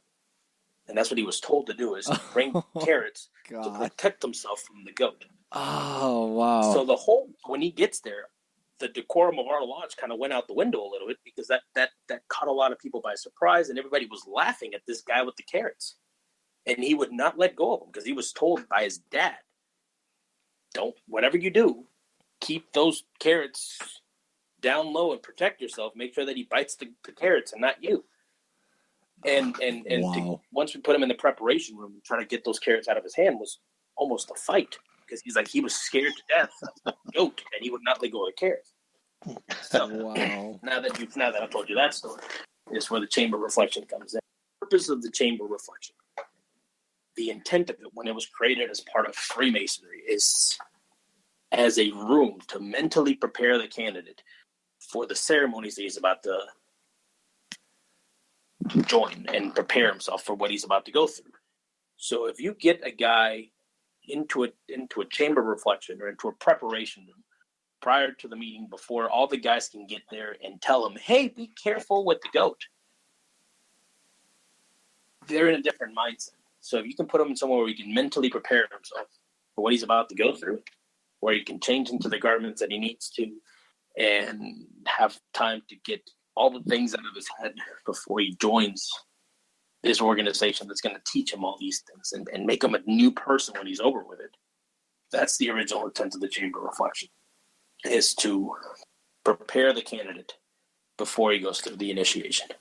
I did heavily research this subject. I traveled extensively all through Latin America predominantly for this, because I tend to find that the majority of the lodges that practice chambers of reflection are Scottish Rite in nature. And what I mean by that is that they confer the first, second, and third degree of the Scottish Rite. Here in Texas and here in every state in the United States, we confer the first 3 degrees of what's known as Preston Weber York Rite ritual. Whereas in Mexico or Brazil or Peru, the majority of lodges there are Scottish Rite based lodges, and they all do a chamber of reflection for the EA, for the Fellowcraft, for the Masters. In Germany, they do them. In France, they do them. I mean, they're all over the place. So I've got a couple questions, Roberto, about the chamber of reflection. Why do you think we get so much pushback about it, especially here in Texas? This is going to probably get me in trouble, but we're going to go with it anyways. I'm actually personally responsible for it being forbidden in Texas. As I mentioned earlier, I was writing a paper in 2013 while I was district deputy. And we got a lot of notoriety for the chamber of reflection because we started doing one in our lodge. We had an anteroom, and then next to the anteroom in our lodge, which is the anteroom, the room that leads into the lodge, Next to the atrium, we had like a little office. It was a storage room. Mm-hmm. And what we did is that we transformed that storage room into a chamber reflection. We painted the walls black. We put a small desk in there and the implements required by a chamber. The skull, the crossbones, the hourglass, the salt, the sulfur, the things required. And what we would do is that we would take the candidate in there before the initiation, and we would make them answer the questions in written form that you are supposed to ask the candidate that are in the monitor. So those questions that are in the monitor that somebody's supposed to read to him and he's supposed to answer, we put them on a piece of paper, and he had to put pen to paper to it. And we would tell him, you're going to be put in this room. There's only a candle. We don't tell him this, but there's only one candle on there lit. So that the only thing he has is that one candle light. And clothing that you have to put on. Here's the questions. Once you answer them and you get dressed and you're ready, give 3 knocks back. We'll know you're ready, and you're just going to wait until we can get you. We would do that. Well, because of interlodge politics and other reasons, people that weren't happy with what I was doing embezzled some of those stories of what we were doing. And they went to the committee on work and they told them, well, Roberto, this 20-something-year-old kid over here at Gray Lodge is dressing up like a Grim Reaper and pouring blood on people's hands and making them do this weird stuff with skulls, and I mean, just making up stories. And the reason I know this is because I ended up seeing some of the emails that were sent to the Grand Lodge and elsewhere because of some Masonic charges that got filed later for other reasons, but they all kind of tied in together. Anyways, so I got to see some of these emails, and that's how I found out about it. So, but we started getting a lot of visitors that wanted to see it, and we would tell them, like, well, you can't really see it in action because the only people that are allowed in there is the master of ceremonies when he puts them in there in the first place, and the candidate. Like, you can't be in the background just sitting and watching. Like, that's his time. Yeah. So we would show them to people, and some people would kind of like sit outside of the door and kind of watch the master of ceremonies when he would put them in there and see what he told them. But it became a talking point. So people were coming from all over the state of Texas to either see our chamber reflection or see how we did it. And it got to the Grand Master, it got to the Committee on Work, and the Committee on Work kind of pushed and said, like, no, you can't do this, you can't do this. And this started in 2011 when we created it, and we expanded. We made it nicer as years went by. We bought nicer things. We got a real skull, whatnot. And District Deputy came, investigated, it became a Grand Lodge matter. And we were told, well, you know what, just for the peace and harmony of everybody, kind of just for the rest of this year, just quit doing it. And we explained what we're doing. They're like, okay, well, technically what you're doing is not illegal, but we don't want to stir the pot. But the next Grand Master told us we could. So we started it up again. This is in 2012. And we continued to do it all the way into 2013 when I was District Deputy, and the Grand Master then got some of these letters, and the paper that I was writing for TLR started becoming a more talked about thing. So the Grand Master came down and just said, you know what? You guys are going to quit this. Everything that's in this room, I want it out of this building. The walls, I want those painted back to white, and I want this gone. So we got an order from the Grand Master in 2013 to cease and desist, which we did immediately. And shortly thereafter, he sent a letter as an edict saying that no lodge in Texas was allowed to do this. And that's partially to do with some of the things that I mentioned earlier, where people were flat out lying to the Grand Master and telling them we were doing things that were beyond what we were actually doing. And then there were other episodes in other jurisdictions where people were basically kidnapping people. They were picking them up at their house, putting black hoods over their head and taking them to the lodge and sticking them in the chamber reflection and doing all these things because they were cool, but just embellishing or creating innovations. Yeah, they were going for the spooky woo-woo factor. Yeah. And it was something cool to be that you, like, somebody would show up at your house and they put a black sack over your head and put you in the back of a limo, and then they drive you to the lodge. And yeah, that might sound cool, and that might be like an interesting experience, but that's not Freemasonry. Like that's skull and bones type of that's what they were going for. And so that kind of became a thing. And then other lodges were starting to do the chamber reflection. They were just doing it incorrectly. And that's kind of what became the end of it in Texas, from what I was told by the Grand Master, is that it wasn't just us, but it was what he was told that we were doing plus what other lodges were talking and starting to do. And prior to 2009, most Masons had never heard of a chamber reflection. The reason it became part of pop culture was because of the damn Brown Book and the little symbol. They find the chamber reflection in the bowels of the Capitol. And Robert Langdon explains that it's a Masonic room. And so from there, that's how we started it at Gray, is that I had already started doing research on this prior to this. But a lot of members came to me and said, Roberto, what is this chamber reflection? And for those of you that are members of the York Rite, it's used in the higher degrees of the York Rite, in the Temple of Orders. It is. So and it's very well guys, done. And it's the same ritual that you use everywhere else. It just kind of got pushed to the Knight Templar Orders in the 1800s. Prior to that, the chamber reflection was used in Texas when Texas started. If you look at some of the minutes of Hall and Lodge, you'll find that it was used there. If you look through some of the minutes of a lot of lodges in the U.S., Genesee, Virginia, it was used. Some of the earliest exposés of Freemasonry, Jacques and Boas, for example, talks about the chamber reflection. Albert Pike's Ports in the Middle Chamber talks about a chamber reflection. All these guides to Freemasonry or exposés, they all talk about this. It just, people didn't really know what it was. And it fell out of practice. Past masters didn't pass it on to the new members correctly, and it just went away. And Masonry kind of got diluted, and that became kind of scary for people. Because being put in a room with a skull, it can kind of freak you out. So that kind of got pushed away, and it went from being part of the entered apprentice degree to only part of the masters. And then now it's only used in the higher degrees once you've been a Mason for a while. So, that's really the second biggest pushback that I've heard is that, the reason we don't do it in Blue Lodge is because it's done in York Rite, which I find kind of funny that you had mentioned earlier, Scottish Rite-based Blue Lodges usually use them. Yeah. To where I guess the Scottish Rite doesn't have the chamber of reflection and York Rite does. So it's kind of weird. Rite uses the chamber of reflection in some of the degrees. The only place in the United States where you can see the Scottish Rite rituals being conferred in the first, second, and third degree, there's only two places that's allowed to do them. There's a lodge in New York City, and then the 16th district in New Orleans. So there's several lodges in New Orleans. Etoile Polaire, Cervantes.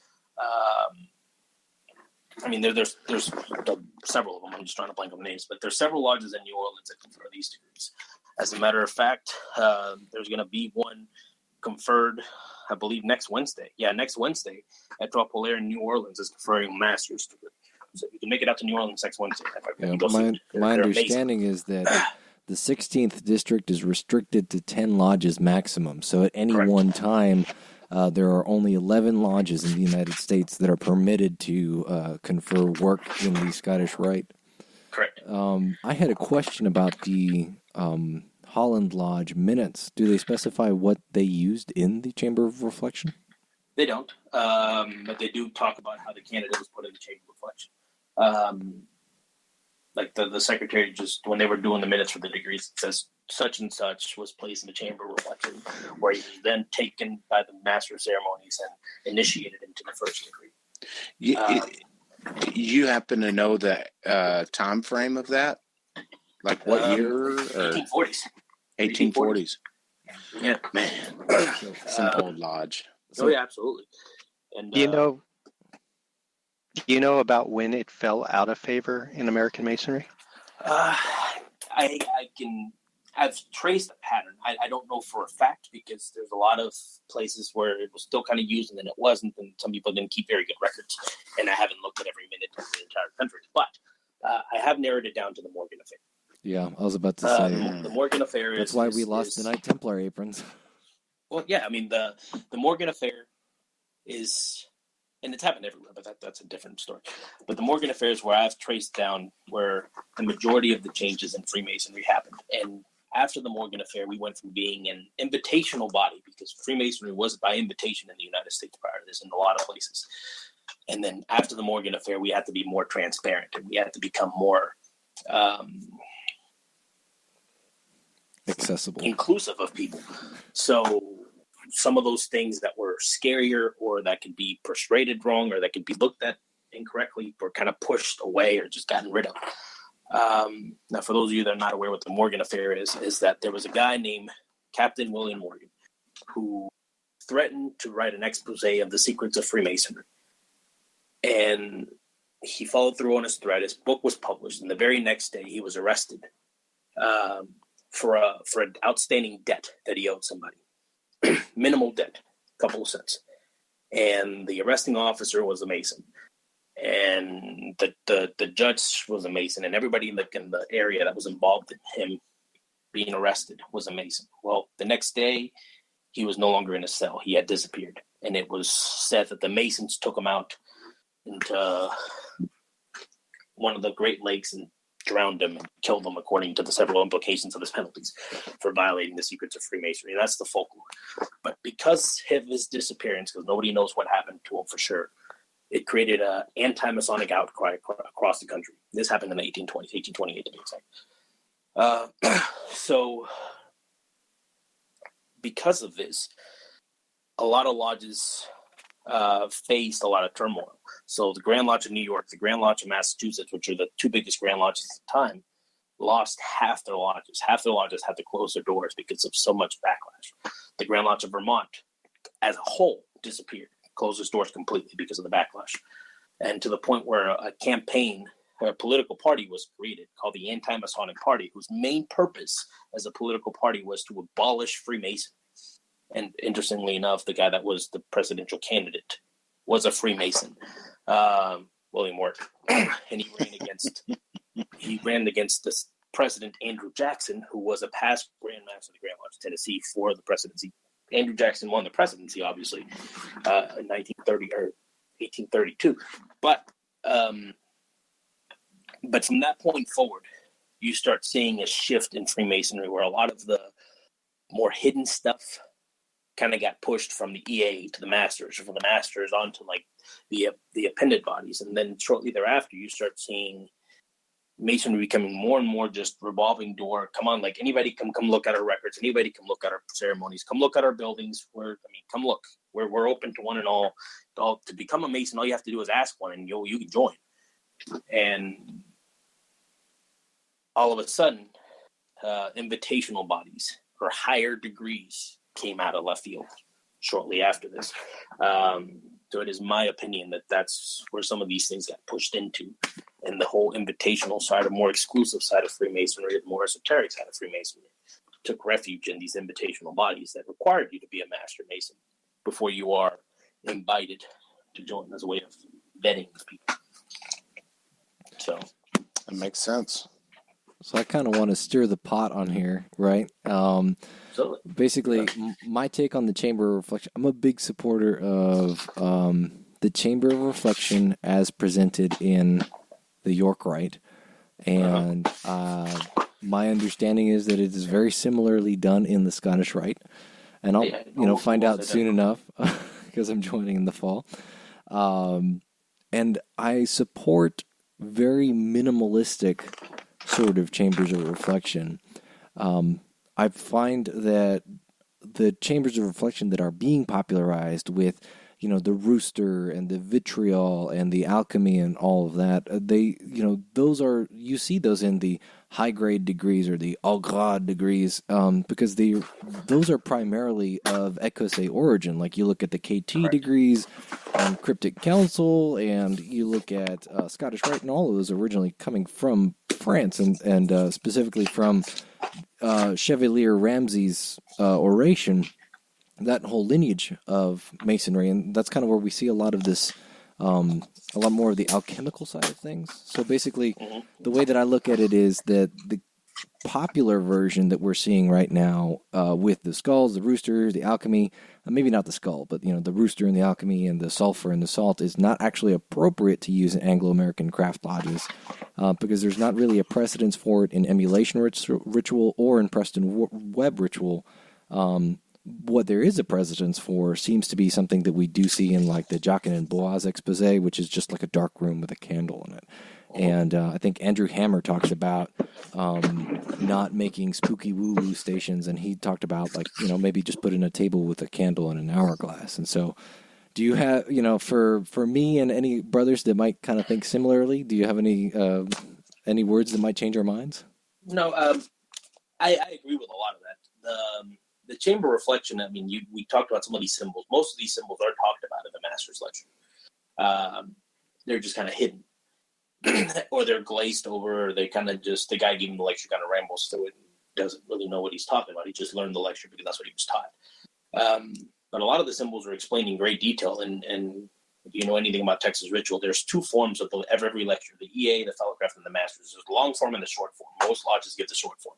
If you get the long form of all three lectures, 99% of the stuff that's in the chamber reflection is explained in some sort of form. So it's supposed to be explained at some point, somewhere. Now, I'm of the opinion that if you don't know what the acronym vitriol stands for, you should not be using that form of the chamber reflection, because you're just confusing the hell out of the candidate by putting vitriol on the wall and then putting a rooster. If you don't know that rooster represents Mercury, and that's why it's there, and you can't pronounce the Latin for vitriol. Yeah, yeah, you might have some problems. Yeah, I mean, even if you can't pronounce it, because a lot of people don't speak Latin, so I'll give some of those people a pass. But if you don't know what the translation of vitriol, the acronym, what it represents, if you're doing it just because it's a cool thing to do, but you cannot give what vitriol means or what it represents, then you're just creating trouble. So if you can't do that, then yeah, absolutely, don't use any of the implements. Don't use any of the implements. However, if you are going to take an education portion of your meeting to explain the emblems of the chamber reflection, if you are going to give an opportunity for a master mason later to find those out, then yeah, absolutely use them. If not, then yeah, the only things you should have in there is it's a table with a candle and just give the candidate a chance to be away from the hazing and the coat's going to get you. But there's great meaning in the chamber reflection.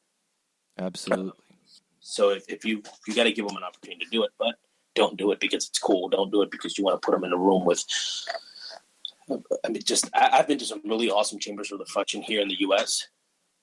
I mean, just the people went through a lot of great deal. They put fake rocks all over, and they got a stuffed rooster from God knows where, and a real skull, and a sai, and a beehive, and the room's amazing looking. But then you ask anybody like what this means, and they're like, I don't know, it just looks cool. Well, then you shouldn't be doing it. Yeah, I would love a real deal chamber of reflection where like you actually have to kind of go down into the earth and it's a dirt floor and everything like that. It'd be amazing, you know. There's actually not some that are far from Texas. There's one in Monclova, Mexico. If you're willing to make the drive there, it's about 2 hours from Eagle Pass, Texas.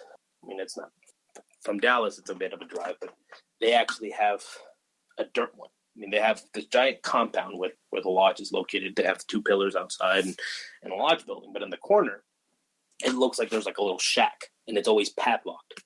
Well, that's the chamber reflection. There's a reason why. They take the padlock out, and it's just an entrance. Like it's a little shack that's probably about 4 foot by 4 foot, but it's just the entrance to a stairwell that takes you literally underground, underneath the lodge, and that's where the chamber reflection is. And that's one of the coolest ones I've ever been to. That is cool. I think brothers should understand too that even if chamber of reflections were not frowned upon here, that's not a step you add until way far into the improvement of your lodge. Oh yeah, of course. If you don't know what you're doing, then that needs to be your last step. Yeah, if you don't have a whole degree team for every degree and backups for all the positions, you got better things to focus on than a chamber of reflections. Oh, absolutely. But I think it is a real missed opportunity for those lodges that have got to that level that it's not an option to use. Yeah. But we'll see if that doesn't change before long. Yeah. Yeah. My hope is that one day it will, but I mean, we'll see what happens. Yeah. As I mentioned earlier, there's great meaning in the chamber report. The Mason has an opportunity to meditate and upon the meanings that he's about to that he's becoming a new person when he gets out of there. He's joining a craft where when he comes out of, he's not going to be the same person, or he shouldn't. You're supposed to be reborn as a Master Mason. So that's my biggest thing about the chamber is that even if you can't set anything up, let the guy spend a little time in a nice, tidy room to decompress from fighting traffic, from the days of work, to kind of get all those thoughts out of his head.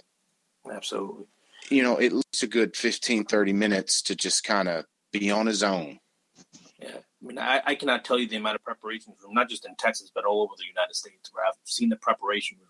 And it's literally a storage closet where they put Eastern Star junk and just old stuff that the lodge doesn't need anymore. And there's magazines and newspapers from the 1940s sitting there, and chairs stacked up all the way to the ceiling, and a little coat rack full of old pajamas.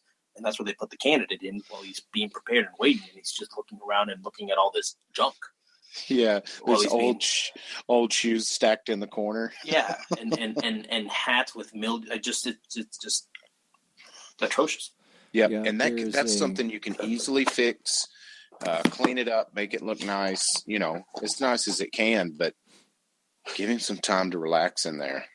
There's a room, and we have prep rooms in our chapter and council room in the temple. And there is one of the degrees, and I won't elaborate on it terribly because I don't want to spoil anything for anyone, but there's one degree that does involve a descent into the earth, right? And in New York, right? And we used to have a room where you go into what seems to be a prep room, and you open up a trap door, and you go down into like a secondary basement that's in between the floors, and you go and you retrieve something, and then you come back up, and we don't use it anymore because of insurance reasons, and also because it is now the storage closet for the Social Order of the Beauseant, which I'm probably saying wrong. So the Beauseant, I don't know, but well. And that's interesting because it makes you wonder if it has its origin back in the ancient mystery schools, where the stories would be about a hero that would descend into the earth, and he would come back transformed by his journey, right, with hidden knowledge. I feel like it's very much part of the hero's journey, and it's supposed to be. And as with you, I'm not going to get into the points of that because I would like to be giving some of the stuff away, but. Indiana Jones went through the same thing. Just put it that way. Yeah. Mm-hmm. Raiders of the Lost Ark. Our little Hercules did. Little Hercules. Yeah. There's a great article that I want to read 2 paragraphs, or I guess 2.5 paragraphs from something that the very illustrious brother Jason Mitchell from Utah wrote. And it's about the prep room, and it's a larger article, but we talked about the idea of, well, if you can't do a chamber of reflection, then at least have a nice set-up room for him to sit in. And he talks about having a nice prep room. And he says, there's no joviality in the prep room. Before the candidate knocks on the door, he needs at least one heartbeat of hesitation and fear. He needs to look at the exit and make the choice to stay. The prep room should be dark or dimly lit. One light bulb, roughly 20 watt with a color temperature of 2700 to 3000 K, LED or fluorescent equivalent, is enough. Bright bulbs, white bulbs, or colored bulbs are to be avoided. Candles are another matter, but most temples won't cover the insurance for an open flame. Paint the town red. The prep room walls should be neither white nor black, but a neutral earth tone. With the proper illumination, the proper effect is achieved. Black and white walls ruin the effect. Neutral colors. Always use neutral colors in ritual environments. They just work better with illumination and colors, especially in low light conditions. Only ever include symbols directly referenced in your Grand Lodge's work, lectures, or monitors. The idea is to foreshadow things to come. And so that was something that he kind of wrote regarding the woeful state of prep rooms in many, many lodges. And I thought that was very relevant to what we're talking about. I was scrambling to pull it up. Brother Mitchell knows exactly what he's talking about, and he dealt with some of the backlash because there was some disconnect between Colorado and Utah, because Colorado went way to one extreme and Utah went to the other, and it became a big issue there. So, I mean, he hit the nail on the head.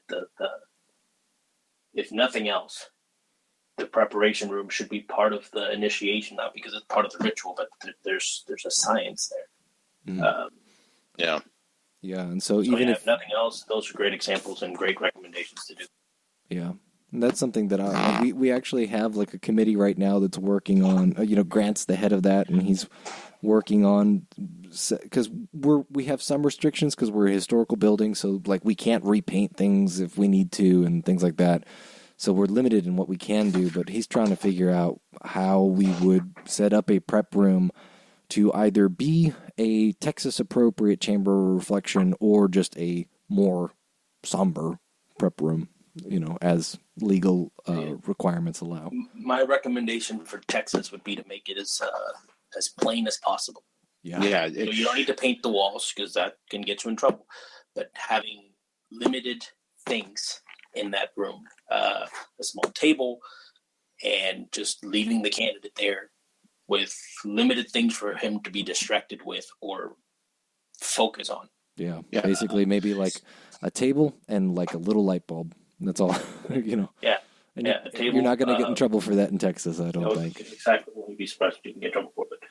No, we can't have chamber of reflections, but we can have anti-room or chamber, or let me phrase this right. Anti-rooms of reflection? Yeah, reflection anti-rooms. Yeah, or just, it's that one room we have in the temple. Proper preparation room. There you go. That's it. Yeah. So I guess we've been talking a lot about the ideas in the book, and I kind of quickly run through some of the ideas about applying this book. One of the things that Rhit noticed is that you started off chapter 2 with your mentor's claim that Masonic labors to learn and teach others. What would you say to a brother who is trying to change the culture of his lodge or a lodge and that only practices one of the quadrants that you defined when it comes to this learning and teaching others? Well, to have a lodge that's going to grow predominantly is to cover all 4 quadrants. You need to have a little bit of all 4. If you're missing one or if you're only focusing on one, you're going to drive people away. As I mentioned earlier with the guy that had the ritualistic lodge, that this lodge was focused so much on the ritual that they lost this one candidate because they were more concerned about making sure that the committee on work was happy than him. So if you have a guy that's more into the education or philosophy than the ritual, and all your lodge does is focus and found away on the ritual. Every Wednesday you meet, do practices on degrees. This guy's going to get bored and leave. And if he's not aware that there's another lodge that's doing that, there's a good chance he might leave the fraternity altogether. At the best case scenario, that would that he'd just stay on and be a dues-paying member, but he's just a card-carrying member and doesn't enjoy the fraternity. So when people ask him about it, he might not be as upbeat about saying, yeah, it's a great organization. So if you're only going to do one of them, you're going to be cheating some of your members. The majority of the members might be very happy and only doing ritual or only doing philanthropic activities and helping out the shrine hospitals or what have you. But if you ignore some of the other ones, some of your members are not going to be as willing to come out and be active or participate in your lodge. So that's why I believe all 4 of them are important for your lodge to grow. Yeah, that's a good point. And I've heard people say they had education night and only 5 guys showed up and they got frustrated. I'm like, they didn't feel like it was a success because only 5 guys were there. I was like, that's all you need. That's 5 guys that care. You and another guy. That's 5 guys that care. And exactly. Yeah. That's 5 guys that are getting something up that they might not be able to get anywhere else. You got it. So one of the other subjects that, we're kind of running, far on time, but very briefly, touching on table lodges, we've already kind of talked about what table lodges are. But why should we hold them, and how should we conduct them, and what has your experience with them been like? I'll try to keep this as brief as possible. This is another touchy subject because on that same year in 2013, lodges were outlawed in Texas until the Committee on Work can come with a precise and concise ritual of table lodges. I have created a table lodge ritual that I've kind of compiled through many of the I've attended hundreds of table lodges all over the world. So I composed a ritual that's in the book, the True Masonic Experience, that Awesome, by shows the the way. best way of what a table lodge should be. Now in Texas, they have outlawed it until the Committee on War can come with a ritual for Texas. Now there's good and bad sides to that. The intent of that edict has a moratorium on table lodges was for the purpose of making sure that lodges were doing it correctly, because there was a lot of lodges in Texas, from what I was told, that were holding table lodges and just opening up lodges in ritualistic fashion in the middle of a lubies or something. And that became problematic because you're in there doing dew guards and opening up an EA in the lubies, and you don't have dispensation or the right to do that. And then the other end of the spectrum is that you had lodges that were opening up an EA or a master's degree in the lodge room with tables there and having alcohol, which is against Grand Lodge law. So there's a lot of provisions there. So I can understand why they're trying to corral it and make something that's uniform throughout Texas, because it makes more sense if you're going to a table lodge and attending one here, one in Dallas, one in Houston, one in Fort Worth, one in El Paso, and they're all the same. That makes sense. So I agree with that. But the essential of a table lodge, it's supposed to be a feast honoring the Holy Saints Johns. Traditionally, you're supposed to have two of them a year, one as close as possible to St. John the Baptist Day and one close as possible to St. John the Evangelist Day, to honor our ancient patron saints. Whew, that's a mouthful.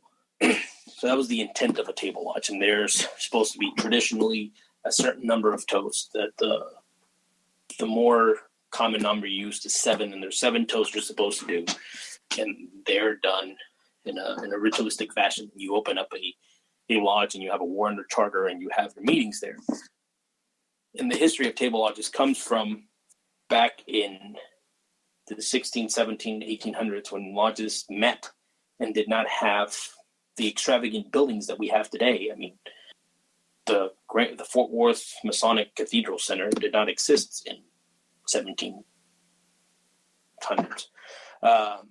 So most of these lodges met at taverns and inns and pubs, and that's where they had their meetings. They would close them down to members only and create a U-shaped table. And I explained the whole history and what it's supposed to be like in the book. But yeah, you do a great job of breaking it down. It's awesome. Well, thank you. I appreciate that. I try kind of hard to make sure that I illustrated the point. But the idea is to have a lodge within a place where you're setting up the boundaries of the lodge, and everything in it, just like everything else in Mason, represents something. So there's a vocabulary that's supposed to be used, which is in the book. There's a form that you take the toast. There's a thing called the good fire. I mean, it's a great experience. That's one of my favorite things about table lodges, or about Masonry, was the table lodges. Attending some of these across the world, I mean, it's a fun event. It really is. It's an extravaganza of Masonic fellowship, and it was one of my favorite things to do. Unfortunately, we can't do them in Texas anymore, but there's a lot of jurisdictions that still do them, and I fortunately for me, I get to travel and see some of them and participate in England and in Mexico and in other jurisdictions within the U.S. Yeah, and fortunately in Texas, at least we have, it's obviously it doesn't compare to being able to do it in Blue Lodge, but we are allowed to do it in the appendant bodies. So it's absolutely, yeah. The appendant bodies are still legal to do it. And yeah, which is kind of weird, but I get it, So I guess they trust the appendant bodies a little bit more with that, or they just haven't gotten around to banning it there yet. Well, so some appendant bodies, like the Allied Masonic degrees and the Knight Masons, have a prescribed table lodge ritual within their rituals. Mm-hmm. So, I mean, it's kind of hard to say, well, you can't have one if their ritual is printed in their actual rituals that they are allowed to use. So, mm-hmm.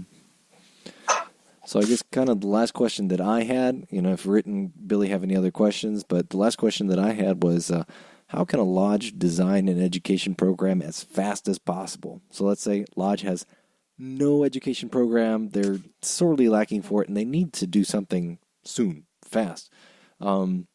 What resources would you pull from and throw together something that at least, you have 6 months of material that you can go, okay, cool, we have something that we can do once a month? Yeah, there's a lot of things out there. My first place that I would send people to is past Grandmaster Michael Wiggins created an education program when he was Grandmaster, and it's great. he put a series of lectures that you can get through the Grand Lodge. Every lodge got a copy of it that was supposed to be read at every lodge. And that's something that he kind of put together on his way while he was on the Masonic Education Committee of Texas. And that's a great starting point. If nothing else, I mean, you can call the Grand Lodge of Texas and get a copy of that. If you are not from Texas, or you don't want to use that, or you've already used it because that was one of the requirements in 2015, the Masonic Restoration Foundation, they have a website where they have a lot of information where you can get a good starting point. And you can get a group of guys and create a round table where you just get a group of Masons where they meet on an off night at the lodge and discuss Masonry and just pick a bullet point from one of those things in the Masonic Restoration or Michael Wiggins' education program, or one of these things that are like that, and put somebody in charge. And every month, every week, somebody's in charge of presenting a different program, and have a roundtable discussion where people kind of can interpret ideas. They can do book reports or book reviews as a whole, where everybody reads a certain book and we come back and discuss it next month. There's always a starting point, and there's a lot of websites that can help you with that are around now. The Masonic Restoration Foundation being one of them. I think a good resource not to forget too is Facebook. I mean, because I think we got hooked up through Facebook when you came and spoke at our lodge. I've reached out to John Tolbert through Facebook. You kind of get an idea of who these guys are that have that, if they don't specifically say I've spoken at lodge on this subject, and don't be scared to reach out to them and, cover their costs to come down. But it's been worth every penny. I mean, we've spent upwards of $1,700 bringing in people from other states to, $175 when you came. So it doesn't have to be expensive, and it's worth every penny. I mean, there's a lot of guys that are willing to dedicate their time to give education programs, and like you said, Facebook is a great place where you can meet some of these guys. Yeah. There's kind of like a speakers guild in Facebook that you can kind of find, and there's guys that will travel the country that are great speakers that'll be willing to come at a moment's notice. Some of them are harder to get or more expensive to get because they're the cream of the crop. Yeah. Like Hutchins, Brett Morris, Art DeHoyo, those are a little harder to get. Chris Hodat. But, I mean, if your lodge can afford to have some of these guys, that would be the next step is getting some of those guys. But, I agree. Facebook is a great place where you can meet people that might know. There's a lot of chat groups. There's several on Reddit that are out there. The Texas Freemasons page on Facebook is a good one for people to get discussion points and finding decent speakers, even in your area. Yeah, absolutely. So most states also have some kind of research lodge. Would that also be a good resource for people wanting to invite educational speakers to speak at their own lodge? Yes and no. Texas is very fortunate because it's got one of the best research lodges. I spent many years being an officer of Texas Lodge of Research, and I was junior warden, and that was as high as I got, and then I was not allowed to advance for other reasons. But Texas Lodge of Research is still one of the best research lodges in the country, for sure, if not the best. Other lodges are not, or other states are not as fortunate. Texas can only have one research lodge, where other lodges or other states can create as many as they want. So some of them are not very good. Some of them are entry type of research lodges. But no, absolutely. The research lodge is a good place to start. But some places to find for sure. And there's a lot of really good publications that can help if you want to look at a national one, Scottish Rite Research Society. If you're not a member of that, I highly encourage you to join. They have a publication that comes out quarterly called The Plumb Line, and they come out with an annual publication called Heredom. And there's a lot of good educational things that come up through there and speakers that you can find on there. And that's technically run by the southern jurisdiction, but the northern jurisdiction of Scottish Rite is involved with that as well. So that's a national-wide research lodge, so to speak. That's a great asset for the whole country. I'd recommend joining that if nothing else. It's good stuff, man. Awesome. Well, this week's Fraternal Quote is The mission of our gentle craft is not to be another service club, or another civic league, or another pseudo-political pressure group. It is not to be another flag-waving society of super-patriots, or another agency to alleviate the physical ills of the human race, or another co-educational friendly neighbor circle devoted to cozy and inane togetherness. The woods in these parts are filled with such organizations. They are a dime a dozen. They are doing the work for which they were formed, and doing it very well. Why cannot Freemasons do likewise? Why can we not content ourselves with simply doing the work of our craft? No other organized society on the face of the earth can do the work of Freemasonry except Freemasonry. Why do we not stick to our knitting? And that is by Most Worshipful Brother Dwight Smith, past Grand Master of the Grand Lodge of Indiana, in his paper, Why This Confusion in the Temple? It sounds so simple, but yet it's so hard in practice. Oh, absolutely. Yeah. So, guys, closing thoughts. If Billy, Rhit, if you guys want to go first, and then we'll let Roberto go last, so that he can go a little bit longer. If you guys sounds good. Yeah. So, really, my closing thoughts to take away from this is, get motivated. Be that person of change. I mean, look at the career Roberto's had in the short time of being a Mason. 12 years, that seems like a lot, but in the grand scheme is short. It can be done.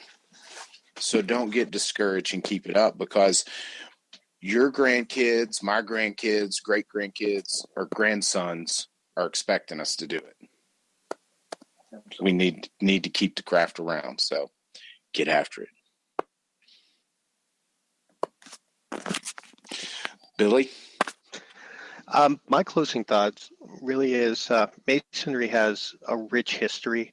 And if you're not finding exactly what you're looking for in your lodge, don't be afraid to go out and look for it. There's a lot of great sources of information out there, and you might find yourself surprised at what you learn about our society. And by improving your own knowledge, you can always take that back and maybe become that factor of change within your own lodge and improve it for all your brothers. And then I guess I'd like to touch on, if you find yourself unhappy with what your experience has been so far, my take on it is go consume as many books as you can. Go consume as much ritual as you can. Go experience as much fellowship as you can, wherever you get it, and then find what makes you happier. So because there will be something in one of those quadrants that we're talking about that will make you happy. Roberto, if what are your closing thoughts? Well, usually when I give a talk, I start off by saying that my job today is not to get you to like me or get you to agree with me. My job today is to make you think.